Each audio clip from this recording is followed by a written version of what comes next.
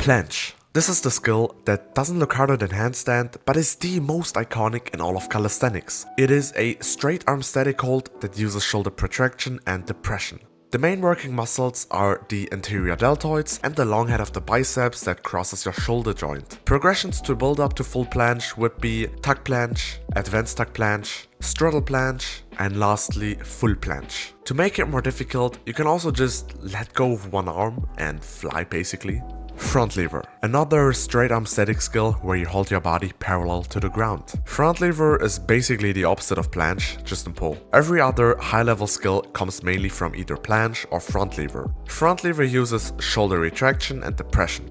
And main muscles involved are the shoulder extensors, such as lats and posterior deltoids, and shoulder blade retractors, such as trapezius and rhomboids. Progressions are very similar to planche, so tuck, advanced tuck, straddle, and full front lever. You can also just let go of one arm, yeah, same as in planche. Human flag. One of the most cool looking skills in calisthenics, and one of the only skills that is both push and pull. In the human flag, the bottom arm needs to abduct, so push out as tall as possible, and the top arm needs to adduct, so pull in as short as possible. The human flag focuses on lats, teres major, trapezius for pull, and shoulder muscles and deltoids for push. Easier progressions are 45-degree human flag, bounces, and slow negatives. Muscle up. Again, another skill that is both push and pull, but also very overrated. It combines a pull-up and a straight bar dip in one clean motion, with the transition being the hardest part. In a muscle up, you want to go around the bar, pretty much like a hollow body pull-up. And you want to roll your shoulders forward, so elevate and protract. The muscle up trains lats and biceps brachii in the pull phase, and the triceps brachii and pectoralis major in the dip phase. Other scapular stabilizers like upper lower trapezius and serratus anterior are also involved. To perform a muscle up, you only need a strong base in high pull-ups and in weighted pull-ups, so get really good at them.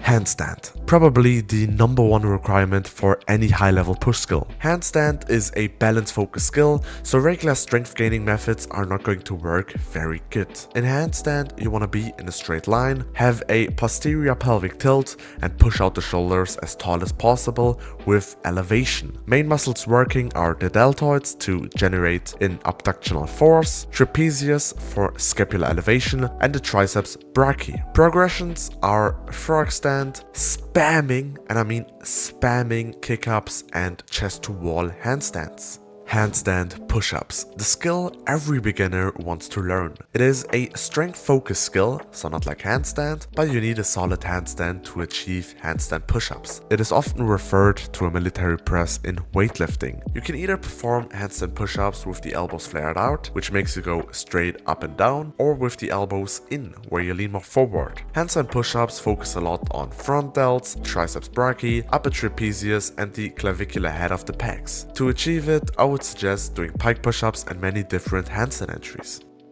King 540. This is one of the many skills in the freestyle category. Freestyle calisthenics is a sub-area combining dynamic tricks that mostly need a swing from a bar, strength dynamics, and statics. It's just basically all the tricks you see on social media, but it would definitely take another video, so let's only focus on my favorite freestyle move, King 540, aka Giant 540. In King 540, you want to have a supinated and more wider grip, generate maximum swing and height using a kip from the bar, and you don't need to straighten your legs. The most important thing to note is that you want to spin, so doing the 540 once you are on top of the bar and sideways. You don't want to be in a handstand-like position and then spin. Don't end up like this guy.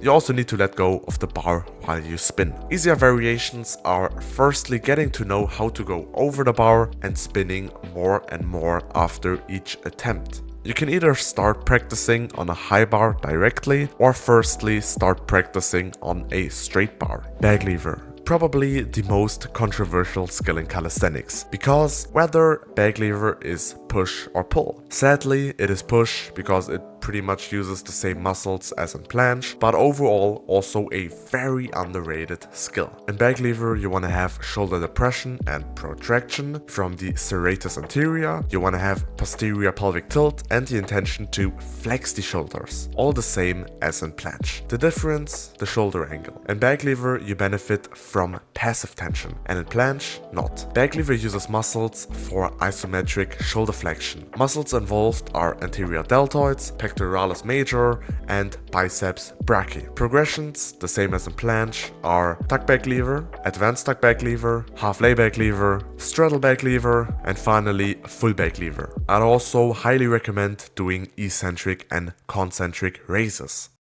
Hefesto, another skill that is both push and pull. Guys, I promise this is the last push and pull skill. Hefesto is very often done in competitions and often referred to a full bodyweight bicep curl or a muscle up behind your back. I was training for Hefestos. Hefesto is like a muscle up, but you do it behind your back, right? A what? How is that even possible? When doing Hefesto, you firstly want to start in a back lever-like position, so having protraction and depression. You want to have a more wider, supinated false grip, and then pull yourself to the bar, similar to a back lever pull-up. To do the curl at the end, you want to arch your body like a banana. Important note, you also don't need to necessarily do the dip at the end. You can also just leave it out. So Hefesto could technically also be considered as pull. Hefesto uses mainly biceps, forearms, shoulders, and pecs. And progressions are getting a clean supinated back lever pull-up, practicing the German hang, and doing assisted Hefestos.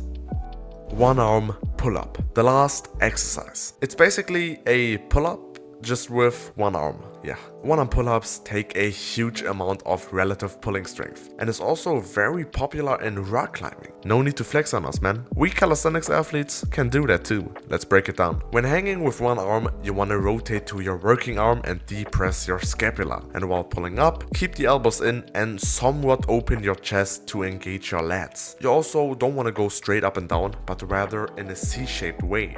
The primary working muscles are the latissimus dorsi, trapezius, and rhomboids, and the secondary working muscles are the biceps brachii and the forearms. Keep in mind, the more you close your chest, the more the secondary muscles will take over. For the one-arm pull-up, you want to be very strong in weighted pull-ups. You can work with a band for one-arm pull-ups, but keep in mind, bands are not the same as the actual pull-up, so you also want to do stability work, eccentric one-arm pull-ups, and isometric holds. Yes. That's it. This is the end of the video. I hope you enjoyed it. Peace out.